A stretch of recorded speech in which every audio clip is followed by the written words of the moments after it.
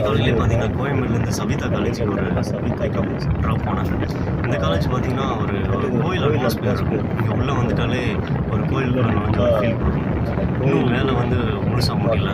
எல்லாமே பார்த்தீங்கன்னா கோயில் தூணு, அப்புறம் அந்த கோயில் கொடிமரம், இன்னும் உள்ளே இப்போ பார்த்தீங்கன்னா நிறைய சிலைகள்லாம் இருக்குது. அதை நான் வீடியோ எடுக்க முடியல. ஜஸ்ட் வெளியே வரும்போது ஒரு வீடியோ எடுக்கலாம் அப்படின்னு எடுத்தேன். எனக்கு ரைட் சைடில் பார்த்தீங்கன்னா ஒரு பெரிய மணிக்கும் ஒரு வாட்ச் மாதிரி வச்சுருக்காங்க. அது எல்லாமே கான்கிரீட்டில் கட்டதான் தான். ஆனால் அந்த வாட்ச் ஓடுது, அதை வீடியோ எடுக்க முடியல. ஸோ இந்த காலேஜ் வந்து பார்த்திங்கன்னா படிக்கிறதுக்கும் சரி, உள்ளே வந்து இது ஒரு டூரிஸ்ட் பிளேஸாக கூட நினச்சிக்கலாம். அந்தளவுக்கு இது நல்லா இருக்குது. பார்த்திங்கன்னா அந்த சிலைகள் எல்லாமே இருக்குது. இந்த காலேஜுக்குள்ளே வந்தால் வெளியே போகிறதுக்கு மனசில். ஆனால் இதில் முக்கியமான விஷயம் என்னன்னா ஒரு காலேஜுக்கு வந்தால் திரும்ப கோயில் பிக்கப் கிடைக்காது. கொஞ்சம் வெயிட் பண்ணி தான் ஆகணும். இல்லைன்னா பூந்தமல்லி போகணும். அடுத்த வீடியோவில் என்னென்னு பார்ப்போம். சவிதா காலேஜ்லேருந்து ஆர்டருக்கு வெயிட் பண்ணுறது வேஸ்ட்டு.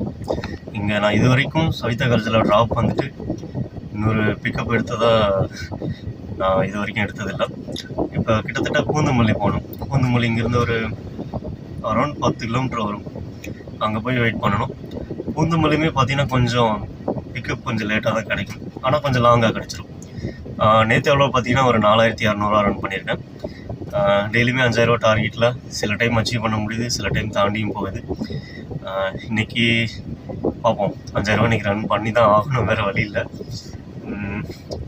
இன்றைக்கி அட்மாஸ்பியர் கொஞ்சம் நல்லாயிருக்கு. பார்க்கலாம் இன்றைக்கி எவ்வளோ ஓட்டுறேன்னு. நேற்றோட ஸ்க்ரீன்ஷாட் சென்ட் பண்ணியிருக்கேன். வேறு எதுவும் டவுட் இருந்தால் ஒரு வேலை வேணும்னா கமெண்ட் பண்ணுங்கள். Thank you so much.